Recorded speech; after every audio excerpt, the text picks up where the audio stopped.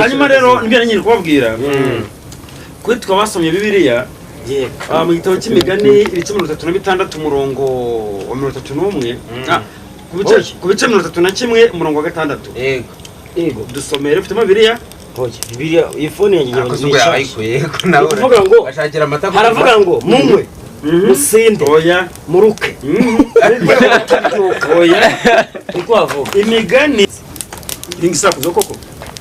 sako soma